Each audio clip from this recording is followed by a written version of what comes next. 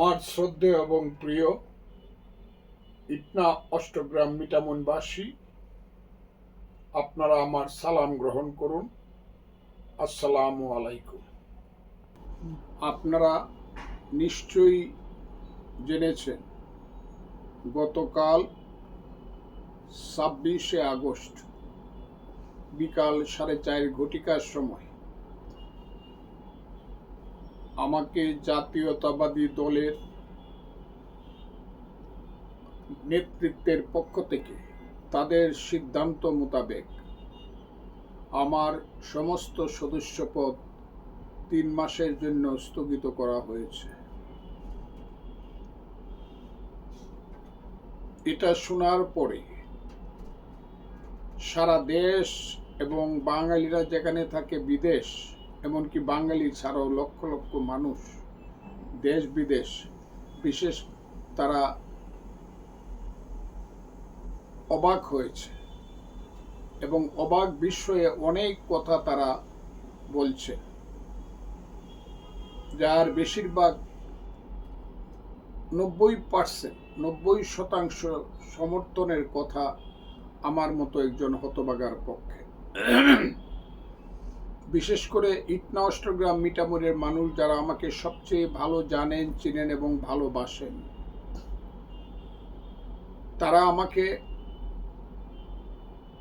আজ থেকে নয়, আমি যেদিন থেকে টেলিভিশন মার্কা নিয়ে 1996 সনের 12ই জুন নির্বাচন করেছিলাম স্বতন্ত্রভাবে, যখন ওই এলাকার মানুষ আপনারা দলমত নির্বিশেষে আমার পাশে দাঁড়িয়ে নির্বাচনে আমার সফলতা এনেছিলেন, সাফল্য দিয়েছিলেন, যদিও পরবর্তী সময়ে সেই নির্বাচন আওয়ামী লীগ এবং আব্দুল হামিদ সাহেব ছিনতাই করেছিল, তারপর থেকে বিগত 30 বছর ইটনা অষ্টগ্রাম মিটামনের মানুষ আমাকে আপনাদের সন্তান জেনে, ভাই জেনে, বন্ধু জেনে, এমনকি এখন অনেকেই আমাকে পিতৃরূপী জেনে আমার সঙ্গে সুখে দুঃখে, সুদিনে দুর্দিনে আপনারা রয়েছেন। আমার রাজনৈতিক জীবনের এক পর্যায়ে আমি আওয়ামী লীগ ছেড়ে 1996 সনের 12ই মার্চ আমি স্বতন্ত্র নির্বাচন করেছিলাম। এর আগের জীবন আপনারা জানেন, আমি একজন কৃষক পরিবারের সন্তান, জয়সিদ্ধি ইউনিয়নের আপনাদেরই সন্তান। আমি আমার নিজস্ব প্রচেষ্টায় ছাত্র রাজনীতি এবং পরবর্তী সময়ে যখন আমার যৌবন, তখন আমি 71-এর মুক্তিযুদ্ধে কমান্ডার হিসাবে যুদ্ধ করেছি। আমাকে আপনারা জানেন যে আমি ইটনা মিটামন অষ্টগ্রাম থেকে জাতীয় সংসদ সদস্য না হতে পারলেও 1986 সনে কিশোরগঞ্জ থেকে জাতীয় সংসদ সদস্য হয়েছিলাম। 96 সনের পরে যখন আমার জীবনে দুঃসময় আরো বেশিভাবে নেমে এসেছিল, তারপরে আমি কৃষক শ্রমিক জনতা লীগ নামে একটি রাজনৈতিক দল গঠন করেছিলাম, যার সভাপতি ছিলেন কাদের সিদ্দিকী বীরুত্তম এবং আমি ছিলাম সাধারণ সম্পাদক। এবং সেই সময়েও আমি একটা নির্বাচন করেছিলাম, যে নির্বাচনটা ছিল গামছা মার্কা নিয়ে, এবং আমি অনেক বেশি কন্টেস্ট করেছিলাম জনাব আব্দুল হামিদের সঙ্গে। পরবর্তী সময়ে আপনারা সবাই বললেন এবং বাংলাদেশের প্রেক্ষাপট এমন হলো, বিশেষ করে 2006 সনে যখন বিএনপি সরকার চলে গেল, 1/11-এর সময় আসলো, বিএনপির নেতারা যখন দলে দলে জেলে চলে গেল, পালিয়ে গেল, সেই সময় 1907 সনে জনাব দেশনেত্রী বেগম খালেদা জিয়ার আহ্বানে, তার ইচ্ছায় এবং পরবর্তী সময়ে আমারও ইচ্ছায় আপনাদের সকলের ইচ্ছায় সবাইকে জিজ্ঞেস করে, যারা আমার সাথে ছিলেন ইটনামিটা মনষ্টগ্রামের সবাইকে জিজ্ঞেস করে আমি বিএনপিতে যোগদান করেছিলাম। বিএনপিতে যোগদান করার পরে দেশনেত্রী বেগম খালেদা জিয়া আমাকে অত্যন্ত সম্মানের সহিত কিশোরগঞ্জ জেলা বিএনপির আহ্বায়কের দায়িত্ব দিয়েছিলেন এবং 2018 সন পর্যন্ত বিভিন্ন সময়ে দেশনেত্রী খালেদা যতদিন বাহিরে ছিলেন, প্রথমে কিশোরগঞ্জের জেলার আহ্বায়কের দায়িত্ব, পরবর্তী সময়ে কিশোরগঞ্জ জেলা বিএনপির সভাপতির দায়িত্ব এবং সর্বশেষ উনার সময় যে সম্মেলন হয়েছিল সেই সম্মেলনে উনার উপদেষ্টার দায়িত্ব দিয়ে আমাকে উনি সম্মানিত করেছিলেন। এর মধ্য দিয়ে 2008 সনের ইলেকশনে আমি ধানের শীষ মার্কা নিয়ে বিএনপির পক্ষ থেকে আমি নির্বাচন করেছিলাম এবং সেই নির্বাচনে ভাটি এলাকা না শুধু সারা ঢাকা ডিভিশনে, এমনকি বাংলাদেশের 300 সিটের মধ্যে জনাব আব্দুল হামিদ সাহেবের সঙ্গে আমার কন্টেস্ট হয়েছিল একদম নেক টু নেক। সামান্য ভোটের ব্যবধানে অনেক কারচুপির মাধ্যমে সেদিন আমাকে পরাজিত দেখানো হয়েছিল 2008 সনের 29শে ডিসেম্বরের ইলেকশনে। এরপর থেকে আমি নিরন্তর বাংলাদেশ জাতীয়তাবাদী দলের জন্য নিজেকে নিয়োজিত রেখেছি।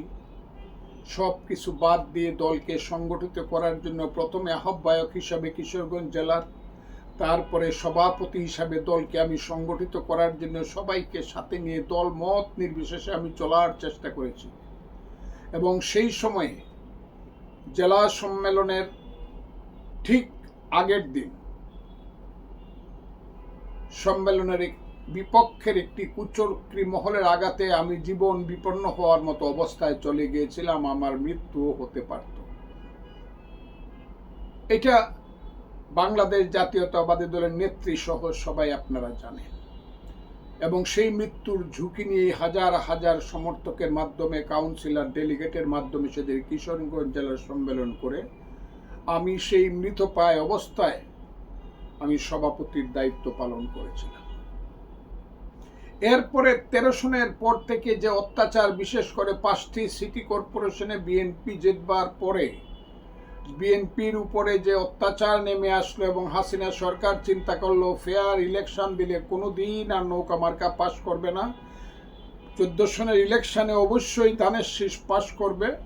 চক্রান্তমূলকভাবে এর আগেই তারা তত্ত্বাবধায়ক সরকারকে তারা রহিত করেছিল আইনের নামে, আইনের বাহানার নামে, আইনের প্রহসনের নামে, যে কারণে 14 সনে জাতীয়তাবাদী দল ইলেকশনে যায় নাই, আমিও যাই নাই।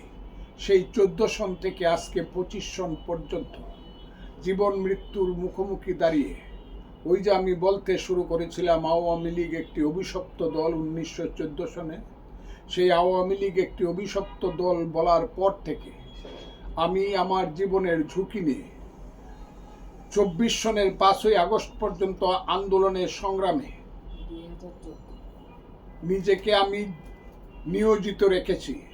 14 সনের পরে আমার একটা বক্তব্যের কারণে তৎকালীন রাষ্ট্রপতি জনাব আব্দুল হামিদ আমার নামে রাষ্ট্রদ্রোহ মামলা করেছিল। সেই মামলায় আমেরিকাতে আমি নির্বাসনে ছিলাম দীর্ঘদিন। পরবর্তী সময়ে সুপ্রিম কোর্টের রায়ের মাধ্যমে ডক্টর কামাল হোসেন এবং আমার স্ত্রীর প্রচেষ্টায় আমি সেদিন বাংলাদেশে ফিরে এসেছিলাম এবং বাংলাদেশে ফিরে এসে আমি যখন আইন মোকাবেলা করছিলাম, মামলা মোকাবেলা করছিলাম, অন্যায়ভাবে সেদিন আমাকে জেলখানায় নিয়ে যাওয়া হয়েছিল এবং আমি কাশিমপুর কারাগারে ছিলাম। প্রথমে ছিলাম কিশোরগঞ্জ কারাগারে, তারপরে ছিলাম কাশিমপুর কারাগারে। সেই যে আমার নির্বাসন এবং কারাগার এবং জীবন মৃত্যুর সঙ্গে পাঞ্জা লড়ে বিএনপির প্রতিটি প্রোগ্রামকে সফল করা, আমি 10 বছর এই কারণে আমার এলাকায় যাইতে পারিনি। যতদিন পর্যন্ত জনাব আব্দুল হামিদ বাংলাদেশের রাষ্ট্রপতি ছিলেন আমি আমার এলাকায় যেতে পারিনি। সভা সমাবেশ করা, মিছিল করা তো দূরের কথা, আমি আমার মা বাবার কবরে গিয়ে মোনাজাত করতে পারিনি, ঈদেও যেতে পারিনি। এই দুর্বিষহ অবস্থায় প্রতিটি আন্দোলনে, প্রতিটি সংগ্রামে আমি দলের নেতৃত্বের সঙ্গে ছিলাম। বিভিন্ন প্রোগ্রামে এমন কোনো ডিভিশন হেডকোয়ার্টার, আমি প্রায় অনেকগুলো ডিভিশন হেডকোয়ার্টারে, সিলেট থেকে ধরে ময়মনসিংহ থেকে রাজশাহী থেকে রংপুর, সব জায়গাতে আমি আমার বক্তব্যের মাধ্যমে কর্মীদেরকে উজ্জীবিত করার চেষ্টা করেছি। দেশনেত্রী খালেদা জিয়া যখন জেলখানায় চলে গেলেন, সেই জেলখানায় যাওয়ার পরে আমি বাংলাদেশের মানুষ, বিশেষ করে ইটনা অষ্টগ্রাম মিঠামইনের মানুষ, আপনাদের জানার জন্য আমি বলছি, আমি দেশনেত্রী খালেদা জিয়ার মুক্তির ব্যাপারে আমি এত বক্তব্য করেছি যা 1 মাসে বা 1.5 মাসে বাংলাদেশের কোনো মানুষ কোনোদিন করে নাই। আমি 1 মাসে বা 1.5 মাসে 100 বক্তৃতা করেছিলাম, বক্তব্য রেখেছিলাম, যে বক্তৃতার কারণে সমস্ত হাসিনা সরকার আমার বিরুদ্ধে এত বিক্ষুব্ধ হয়েছিল যে শেষ পর্যন্ত তারা আমাকে হাইজ্যাক করারও চেষ্টা করেছিল। এত কিছুর মধ্যেও আমি বিএনপির সমস্ত নেতাকর্মীদেরকে সাথে নিয়ে, আপনারা ইটনা অষ্টগ্রাম মিঠামইনের মানুষ, আপনাদের নিয়ে প্রতিটি প্রোগ্রাম আমি পালন করেছি। যখন বাংলাদেশে নদী ঘেরাওয়ের প্রশ্ন আসলো, নদীতে হরতাল করা, নৌকা বন্ধ করার, স্টিমার বন্ধ করার প্রশ্ন আসলো, বাংলাদেশে কোথাও কিছু না হলেও ইটনা অষ্টগ্রাম মিঠামইনের কর্মীরা, নেতারা মিলে আমার সাথে ওই মিঠামইন থেকে ধরে খালিয়াজুড়ি পর্যন্ত আমরা সমস্ত রাস্তা বন্ধ করেছিলাম জীবনের ঝুঁকি নিয়ে। আপনারা ছিলেন আমার সাথে, কি না করেছি আপনাদেরকে নিয়ে। এবং সর্বশেষ যখন অষ্টগ্রামে গিয়েছিলাম ঈদের পরে, ঈদের শুভেচ্ছা জানানোর জন্য আব্দুল হামিদ ওই এলাকায় অবস্থান করছিল এবং আমার হাজার হাজার মানুষের মিছিলে আক্রমণ করে শত শত কর্মীকে আহত করেছিল। এবং এর চেয়ে জঘন্যতম কাজ আর কিছুই হতে পারে না, যেটা ভাটি এলাকায় কোনোদিন হয় নাই। এত দুর্যোগ দুর্বিপাকেও আমি আপনাদেরকে কোনোদিন ছেড়ে আসি নাই, আপনাদের সাথে কোনোদিন দূরত্ব সৃষ্টি করি নাই। ইটনা অষ্টগ্রাম মিঠামইনের কর্মীরা, আপনারা যখনই বিপদে পড়েছেন, মামলা মোকদ্দমায় পড়েছেন, আল্লাহকে সাক্ষী রেখে আপনারা বলবেন, একটি কর্মীর কাছ থেকে আমি কোনো টাকা নেই নাই। তাকে জেলখানা থেকে মুক্ত করার জন্য কিশোরগঞ্জ থেকে ঢাকা পর্যন্ত এহেন কোনো প্রচেষ্টা নাই যা আমি করি নাই। এবং আমার কর্মীকেও আমার সময়ে জেলে পচে মরে নাই, সমস্ত দায়িত্ব আমার ছিল। এটা শুধু ইটনা মিঠাম অষ্টগ্রামের ব্যাপারে নয়, আজকের যারা জেলা নেতৃত্ব আছেন, শরীফুল আলম সহ, মাজহারুল সাহেব সহ, তাদেরকে সাক্ষী রেখেই বলছি, সেই জেলা বিএনপির নেতৃত্বে যেদিন তারা আসলো, সেই দিন থেকে যতগুলো মামলা হয়েছে কিশোরগঞ্জে হাজার হাজার কর্মীর নামে, যতগুলো কর্মীকে আগাম জামিন করাতে হয়েছে আমি করেছি। আমার সাথে জুনিয়র 2-1 উকিল ছিল, আমার স্ত্রী ছিলেন আমার সবচেয়ে কাছে। আমার স্ত্রী সব কিছু বাদ দিয়ে তাদের জন্য সেবা যত্ন সব কিছু করেছে।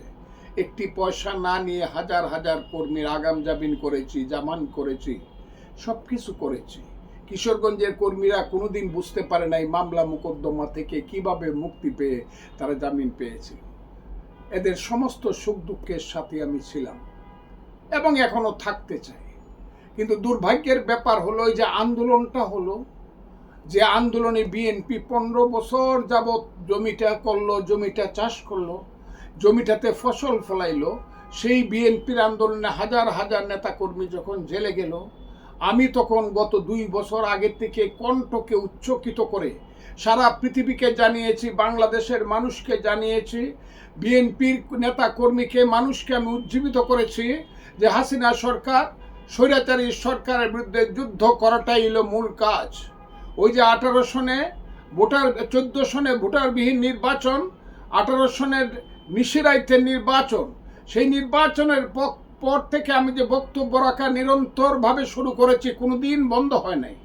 এবং সেই বক্তব্যের মাধ্যমে মানুষকে আমি উজ্জীবিত করেছি। বিশেষ করে 2023 সনের 28শে অক্টোবর 10 লাখ মানুষের মিছিল, সেই নয়াপল্টনের মহাসমাবেশকে যখন হাসিনা সরকার 1 ঘন্টার অত্যাচারের মাধ্যমে, আক্রমণের মাধ্যমে ভেঙে দিল, বিএনপির অনেক নেতাকর্মী, হাজার হাজার নেতাকর্মী যখন জেলে চলে গেল, লাখ লাখ নেতাকর্মী যখন মামলার আসামি হলো, আমি আমার জীবনের ঝুঁকি নিয়ে আমি হাসিনা সরকারের বিরুদ্ধে একা কণ্ঠ উচ্চারণ করলাম। সবাই আমাকে বলল আপনাকে তো মেরে ফেলবে। আমি আমার স্ত্রীকে বললাম আমাকে মেরে ফেলতে হবে পারে হাসিনা সরকার, তুমি বিধবা হবে। আমার সন্তানদেরকে বললাম তোমরা পিতৃহারা হবে। এই রিস্ক নিয়েও আমি 1 বছর পর্যন্ত শত শত টক শো করে বিএনপিকে আমি আকাশের উপরে রেখেছি। পরবর্তী সময়ে এর পরিপ্রেক্ষিতেই সর্বশেষ জুলাই আন্দোলন আসলো। সেই জুলাই আন্দোলন কারা করলো? আমরা সব কিছু করলাম, কিন্তু ওই যে বৈষম্য বিরোধী ছাত্র আন্দোলনের নামে 5ই জুলাই যে আন্দোলনটা হয়েছিল, কোটা বিরোধী আন্দোলন, কয়েকদিন করার পরে নিরীহ আন্দোলন, আমি তাদেরকে উদ্দেশ্য করে বলেছিলাম আন্দোলনকারীদেরকে, বাবা তোমরা তো আমার সন্তানের সমান, তোমরা শুধু চাকরি চাও, তোমরা গণতান্ত্রিক অধিকার চাও না, ভোট দিতে চাও না, যদি চাও তাহলে কোঠার সঙ্গে তোমরা গণতন্ত্রের স্লোগানটাও দাও। এরপর থেকে গণতন্ত্রের স্লোগান দেওয়া আরম্ভ হলো এবং 16ই জুলাই এক পর্যায়ে রংপুরের ছাত্রনেতা, বিশ্ববিদ্যালয়ের ছাত্রনেতা, রোকেয়া বিশ্ববিদ্যালয়, তার নাম হলো আবু সাইদ, তাকে নির্মমভাবে পুলিশ হত্যা করলো। সেই শহীদ আবু সাইদের ব্যাপারে আমি 17ই জুলাই যে কথাটা বললাম যে শহীদ আবু সাইদ হবে 21শ শতাব্দীর প্রথম বীর শ্রেষ্ঠ। তারপরে শত শত শহীদ হয়েছে, প্রত্যেকের প্রতি শ্রদ্ধা জানিয়ে বলতে চাই আমরা সবাই, বিশেষ করে বিএনপির নেতৃত্বে আমাদের নেতা ভারপ্রাপ্ত চেয়ারম্যান জনাব তারেক রহমানের নির্দেশে সারা বাংলাদেশের বিএনপি নেতাকর্মীরা সেই আন্দোলনে যুক্ত ছিলাম, ছাত্রদল বিশেষভাবে যুক্ত ছিল। হ্যাঁ, তবে এই আন্দোলনটাকে আমরা কৌশলগত কারণে একটা নির্দলীয় রূপ দেওয়ার জন্য যারা আজকে এনসিপি করছে, যারা নেতারা 152 জন বা 58 জনের সমন্বয় কমিটির মাধ্যমে এটাকে একটা নির্দলীয় রূপ দিয়ে রেখেছিল মানুষ, যে কারণে সমস্ত মানুষ এসে যুক্ত হয়েছিল এবং লাখে লাখে মানুষ এই আন্দোলনে যুক্ত হয়ে শেখ হাসিনা সরকারের পতন ঘটিয়েছিল। শত শত মানুষ জীবন দিয়েছিল, শহীদ হয়েছিল, হাজার হাজার মানুষ আহত হয়েছিল। হাসিনা সরকার, ফ্যাসিস্ট সরকার চলে গিয়েছিল। সেই দিন আমি ছিলাম সবচেয়ে সুখী মানুষ। 5ই আগস্ট ইটনা অষ্টগ্রামের মিঠামইনের মানুষ আপনারা জানেন, 5ই আগস্টের পরে আমি 10ই আগস্ট ইটনাতে 50,000-এর উপরে মানুষের মধ্যে আমি বক্তব্য রেখেছিলাম। 11ই আগস্ট আমি মিঠামইনের 30,000 মানুষের সামনে বক্তব্য রেখেছিলাম, যাদের অনেকেই এসেছিল পেট্রোলের টিন নিয়ে, পেট্রোলের পাত্র নিয়ে, যে রাষ্ট্রপতি আব্দুল হামিদের বাড়ি পুড়িয়ে দিবে। আমি আমার রাজনৈতিক বিবেচনায় আমি মনে করেছিলাম আমার প্রতিদ্বন্দ্বীর বাড়ি আমার চোখের সামনে নয়, আমার এলাকাতে পোড়ানোর দরকার নাই। যদিও কিশোরগঞ্জ শহরে তার বাসা বাড়িটি পুড়েছিল, কিন্তু মিঠামইনের তার পিতৃপুরুষের বাড়ি বা তার নিজের সৃষ্টি করা বাড়ি আমি মানুষকে পোড়ানো থেকে বিরত থাকতে হাত জোর করে আমি তাদেরকে বিরত করেছিলাম। এরপরে অষ্টগ্রামে মিটিং করেছিলাম 12ই আগস্ট, হাজার হাজার মানুষের মিটিং। সেই মিটিংয়ের মাধ্যমে এলাকা শান্ত থাকতে বলেছিলাম। আমার ইটনা অষ্টগ্রাম মিঠামইনের মানুষ আপনারা জানেন, গত 12 মাস যাব আমি ইটনা অষ্টগ্রাম মিঠামইনের নেতৃত্ব দিয়ে আসছি।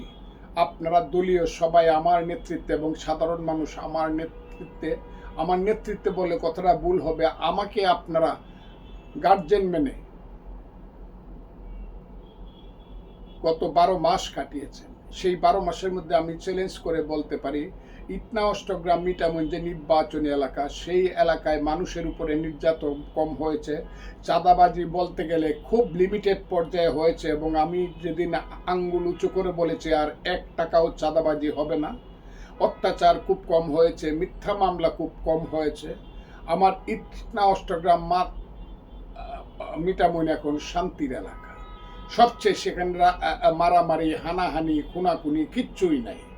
আমাদের স্থানীয় নেতারা, থানার নেতারা, ইউনিয়নের নেতারা পর্যায়ক্রমে সেখানে সমাজে নেতৃত্ব দিয়ে চলেছে এবং আমি তাদের সাথে যোগাযোগ রক্ষা করে তাদেরকে সেই নেতৃত্ব করার যে প্রচেষ্টা, সেই প্রচেষ্টাকে আমি উৎসাহিত করছি। এমন একটা অবস্থায় আমি এক পর্যায়ে দেখা গেল আমি একজন মুক্তিযোদ্ধা, জীবন বাজি রেখে আমি যুদ্ধ করেছিলাম। 5ই আগস্টের পরে দেখা গেল জামাতে ইসলাম যে সংগঠনটা মুক্তিযুদ্ধের সময় দেশের মুক্তিযুদ্ধের বিরোধিতা করেছিল, যারা আলবদর সৃষ্টি করে, আলশাম সৃষ্টি করে দেশের হাজার হাজার শত শত বুদ্ধিজীবীকে হত্যা করেছিল, হাজার হাজার মা বোনকে যারা ধর্ষণ করেছিল, লক্ষ লক্ষ মানুষকে যারা উৎপাত করেছিল, গোলাম আজম সহ, নিজামী সহ, মুজাহিদ সহ, কাদের মোল্লা সহ যাদের নেতৃত্বে করেছিল, সেই জামাত ইসলাম 54 বছর পরে আমি মনে করেছিলাম তাদের বুঝি উপলব্ধি হয়েছে যে 71-এর ঘটনা তারা আর ফিরিয়ে আনবে না। কিন্তু প্রথমে আমি দেখতে পেলাম তারা বলতে শুরু করলো 71-এ কোনো যুদ্ধ হয় নাই, মূলত স্বাধীনতা হয়েছে, প্রথম স্বাধীনতা ছিল 47 এবং শেষ স্বাধীনতা বা নতুন স্বাধীনতা হলো 24। আর 71-কে তারা বলতে শুরু করলো 71 হলো ভাইয়ে ভাইয়ে ঝগড়া।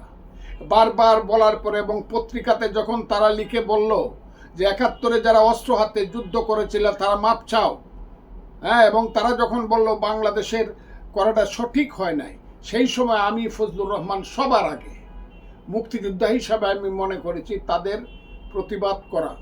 এই কথার প্রতিবাদ যদি না করি তাহলে আল্লাহ আমার নামে মহাপাপ লিখবে, শহীদেরা আমাকে অভিশাপ দিবে, যে নারীরা ধর্ষিতা হয়েছিল তারা আমাকে অভিশাপ দিবে।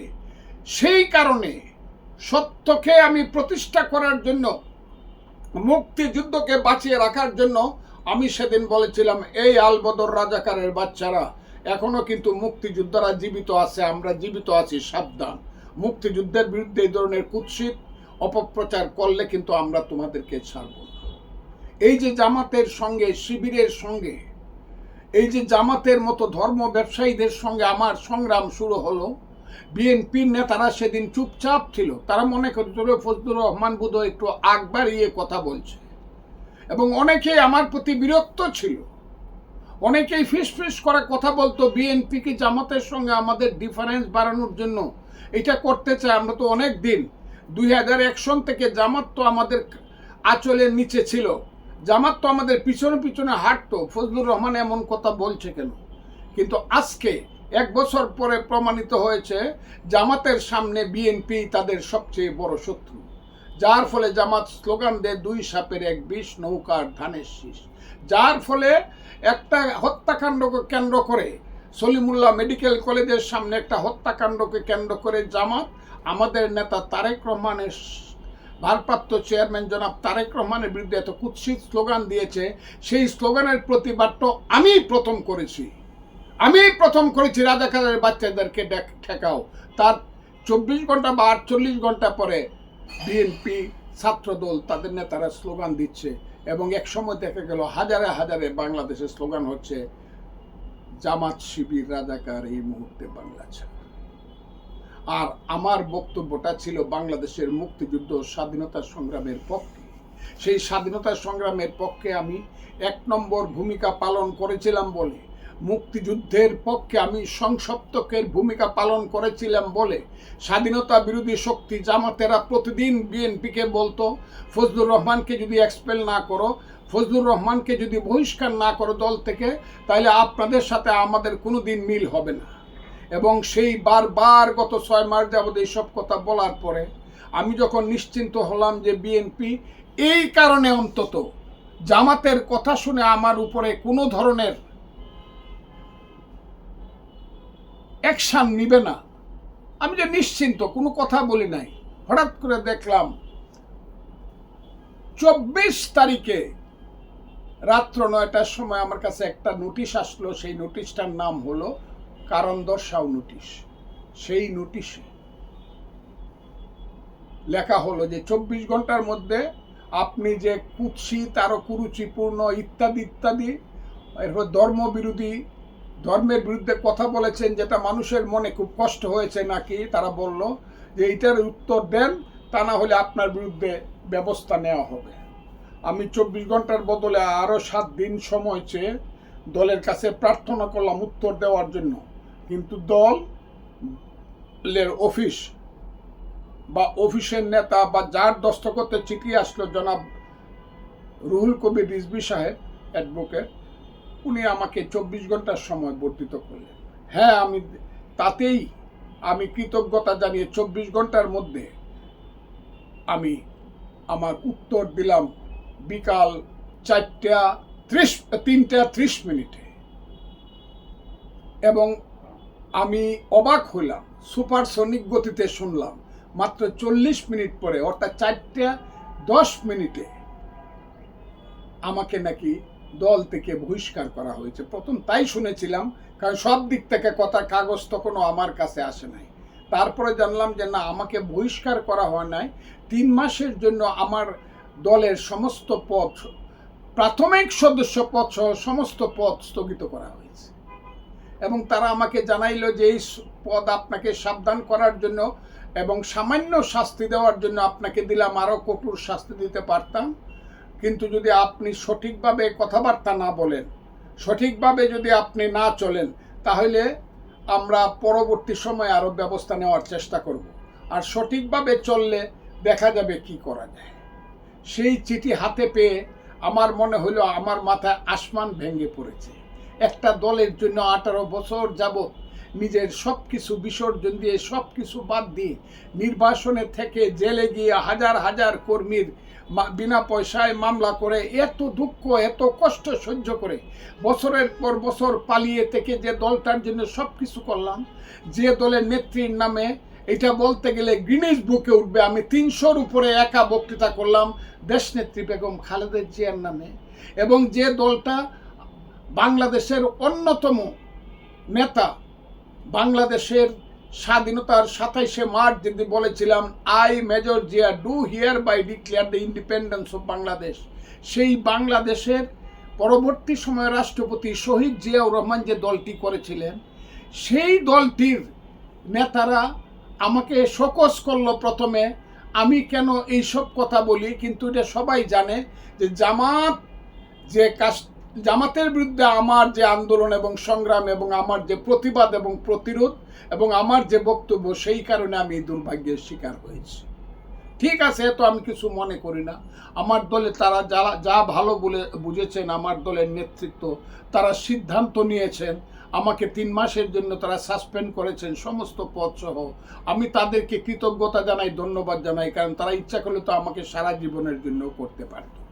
তারা এটা করে নাই বলে আমি ধন্যবাদ জানাই। আমি আজকে এই জায়গায় দাঁড়িয়ে আমি দেখতে পাচ্ছি আমার এলাকা ইটনা মিটামো নষ্টগ্রামে প্রথমে হাজার হাজার লোকের মিছিল হয়েছে। আমি তাদেরকে ধন্যবাদও জানাই, আবার তাদেরকে বলি আমার জন্য মিছিল করার কি এত দরকার ছিল? আমি এটা আপনাদেরকে তো আমি বলে দেই নাই যে তোমরা মিছিল করো। একটি লোক বলতে পারবে না মিছিল করো। আমার জন্য হাজার হাজার লোক মিছিল করেছে। আমি চাইলে ঘরের মহিলারা হাজারে হাজারে বের হয়ে আসবে, কিন্তু আমি তো এটা করব না। আমার দল সিদ্ধান্ত দিয়েছে। এখন আমার ব্যাপারে অপপ্রচার শুরু হয়েছে। 3 মাস পরে কি হবে? অন্তত 50 জন লোক বাড়িয়েছে, সবাই এমপি হইতে চায়। এবং আগে থেকেই যারা এই দেশের দুর্বৃত্ত, যারা এই দেশের চুরি চামারি করে যারা টাকা পয়সা কামিয়েছে, তাদের অনেকেই ফিল্ডে নেমে বলতো 50 লাখ টাকা অমুককে দিয়েছি, 1 কোটি টাকা অমুককে দিয়েছে। তাদের জন্য এখন পোয়াবারে হয়েছে, তারা 200 ভোট পাওয়ার যোগ্যতা, জীবনে একদিন মেম্বারও হয় নাই। এবং আমি আপনাদের কাছে বলতে চাই, ইলেকশন কখন কিভাবে হবে, কারণ বাংলাদেশের বর্তমান সরকারের অধীনে ইলেকশন হওয়া এটা সোনার হরিণ। সেই সোনার হরিণ কবে ধরা দিবে জানি না। সেই সোনার হরিণ যদি ইউনূস সাহেবের নেতৃত্বে কোনোদিন ধরা দেয়, সেই নির্বাচন দেখা যাবে।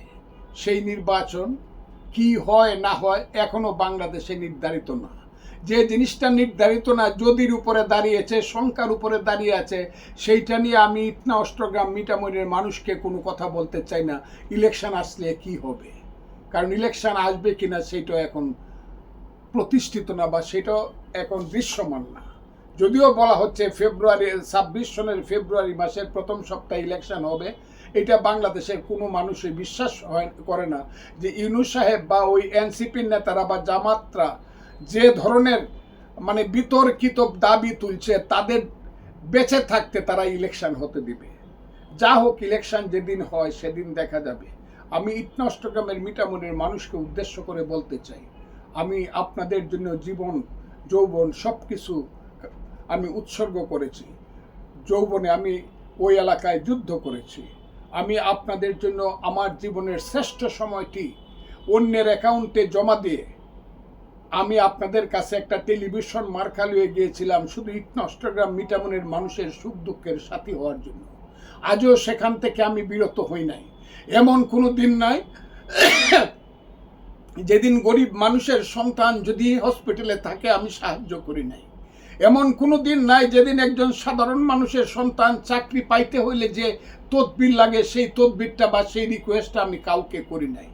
এমন কোনো দিন নাই একজন ইটনা অষ্টগ্রাম মিঠামনের যে কোনো মানুষ বিপদে পড়লে আমি তাকে সহযোগিতা করি নাই। এমন কোনো মানুষ বলতে পারবেন না, ইটনা অষ্টগ্রাম মিঠামনের মানুষ বা পৃথিবীর কোনো মানুষ বলতে পারবে না যে আমি যে এতগুলো ইলেকশন করছি কেউ আমার সাথে হাতে 2টা টাকা পান বা আমি কারো কাছে চাঁদা চেয়েছি বা কিছু করেছি।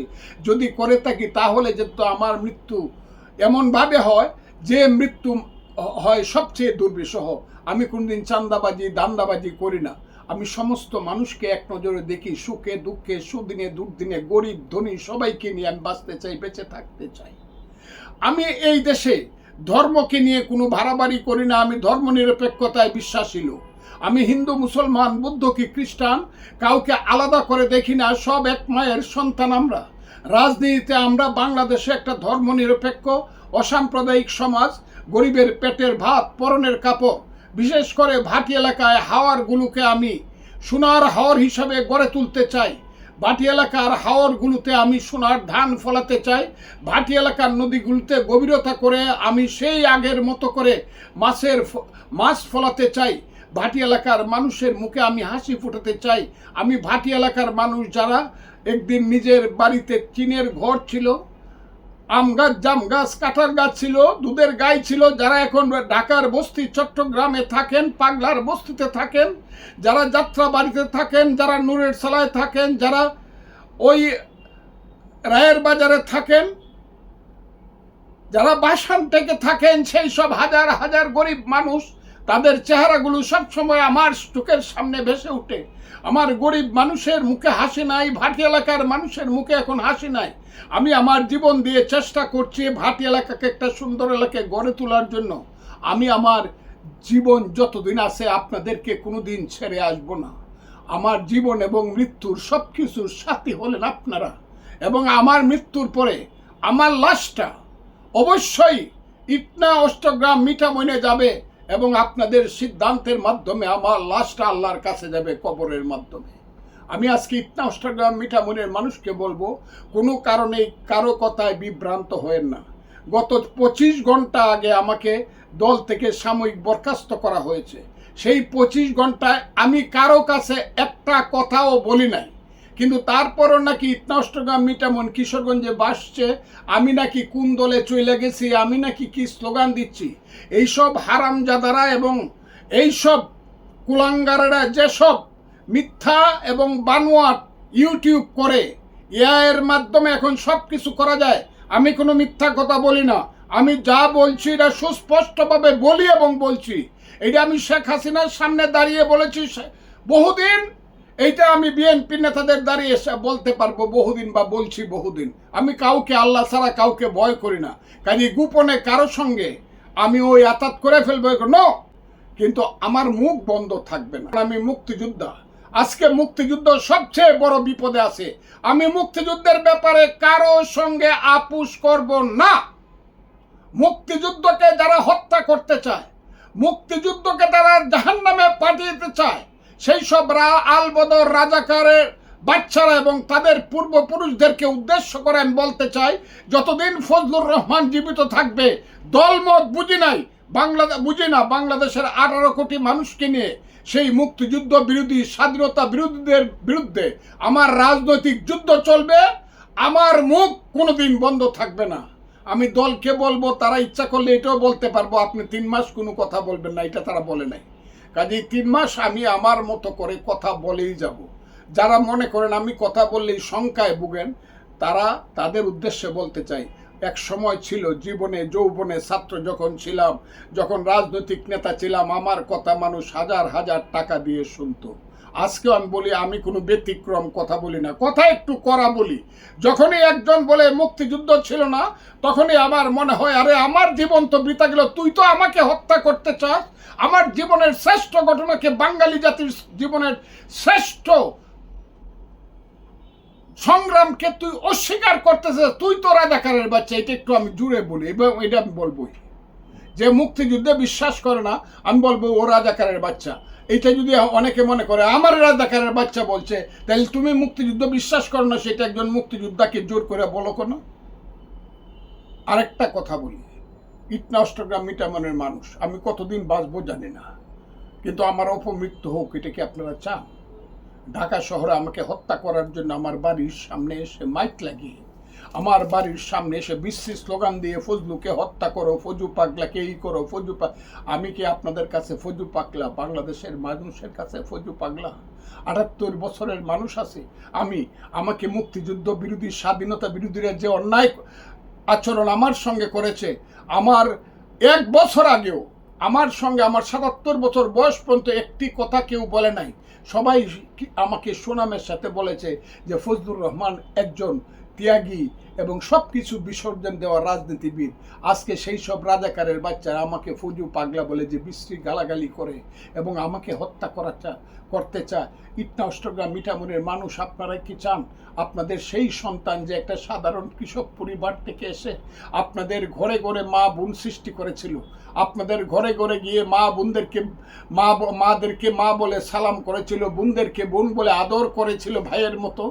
আপনারা কি চান গরিব মানুষের কাঁধে হাত দিয়ে যে ফজলুর রহমান হাঁটে? আপনারা কি চান একজন নৌকার জেলেকে দেখলে যে ফজলুর রহমান সালাম দেয়? আপনারা কি চান একজন ফজলুর রহমান যে কুদাল কাঁধে একজন লোক মাটি কাটে, তাকে দেখলেই যে লোকটা জড়ায় ধরে সেই ফজলুর রহমানের মৃত্যু হোক? ইটনা অষ্টগ্রামের গরিব মানুষ, আপনারা তো আমার পিতার মতো, ভাইয়ের মতো, বন্ধুর মতো, সন্তানের মতো। আর ইটনা অষ্টগ্রামের নারীরা, আপনারা তো মায়ের মতো, আপনারা আমার বোনের মতো, আপনারা আমার সন্তানের মতো। আপনারা কি চান আমার মৃত্যু হোক? সেই কথাটাই আপনাদের কাছে রাখছি, কারো কথা আপনারা বিশ্বাস করবেন না।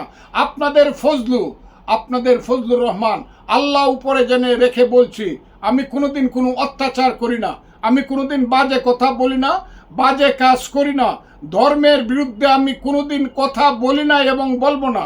আমি আল্লাহ রসুল কোরআনে বিশ্বাসী লোক।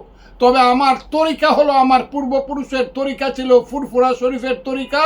আমার দাদা ছিল ফুরফুরা শরীফের মুরিদ, আমার বাবা ছিল ওই সোনাকান্দার মুরিদ। আমি সেই তরিকা সুফিবাদে বিশ্বাসী লোক। এর কি আমার অপরাধ? এটা আমার অপরাধ হবে কেন? কারণ সুফিবাদী মানুষেরাই তো এই বাংলাদেশে মুসলমান সৃষ্টি করেছিল। সেই খাজা মাইনুদ্দিন চিশতি থেকে হযরত শাহজালাল, শাহপুরান থেকে ধরে বাইজিদ বুস্তামি থেকে ধরে খান জাহান আলী থেকে ধরে শাহ মখদুম থেকে ধরে শাহ সুলতান থেকে ধরে শাহ সেলিম থেকে ধরে তারাই তো বাংলায় মুসলমান হয়েছিল।